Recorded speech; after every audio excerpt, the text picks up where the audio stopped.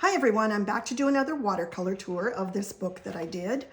I did make the book, but I'm not going to do a tutorial for how to make it because there are so many of them online already that give a really good description and a DIY for these books.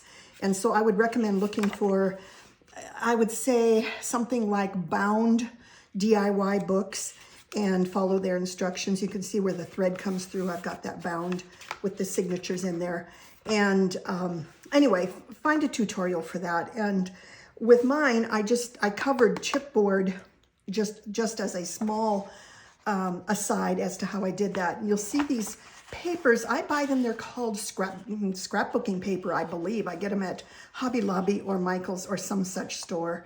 And that's what I use to cover my books in. And or with, I should say. And then in this book, I just drew all of these designs that were all flowers. I stuck completely to flowers.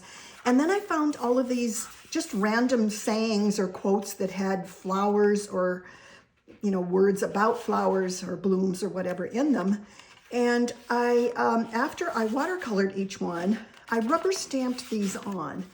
And what I used is, you can find these rubber stamps. I'm pretty sure I got them probably at Hobby Lobby and probably when they were 40 or 50% off. So I doubt I spent any more than maybe $7 or $8 for each set. This is uppercase, this is lowercase. And so I just keep them in there. And then the rubber stamp pads. And for the most part, some of these, like these better brands that I got, they were having a clearance at Hobby Lobby one time a couple years ago, and I bought a lot of them. But then also, when I did this book, I found a set online that was, I think there were 16 in there, and it was something like $12, really cheap. And I didn't see a need to spend any more when I may or may not use them on another project. I probably will, but it was a nice assortment. And what I have done with all of my rubber stamps, if this helps any of you at all, is I've rubber stamped each one of them so I can see the color, because it isn't always true when you just look at the stamp pad itself. And then I put the name of, like, all of these 15 were from Crafty Ink for stamps. And then each of these I put the name brand on them. It just helps keep, so you have an idea of what the color is really going to look like when you use it. So anyway, that's all I did. Stamped a saying on, watercolored, and down below you're going to find a link for any of the products you need to complete this type of a project. I hope you're just inspired by it and you can do something, totally different than this, but I chose flowers. It was an idea that popped in my head one day.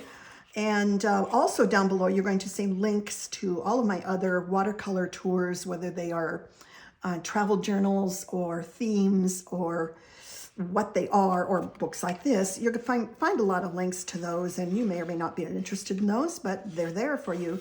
And what we're going to do next is a page by page so that you can see each one of these and get a better idea. Oh, if you're wondering what these are, these were some old pieces of little doodle things I had done on watercolor paper. It was a different kind of paper than I usually use, and I didn't care for it.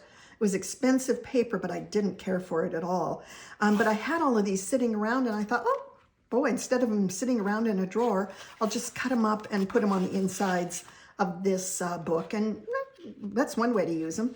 And I thought that was kind of fun. So anyway, we're going to do the page by page next. And see you back another time for another tour. I should have also said earlier that when I made this book, you can see that the paper has got the deckled edges on it. And I did mean to make note of that, to say that I didn't buy it that way, but I just tore the edges in like a deckled edge effect. And I just wanted to add that because I thought that was important, that you see that that was what I did.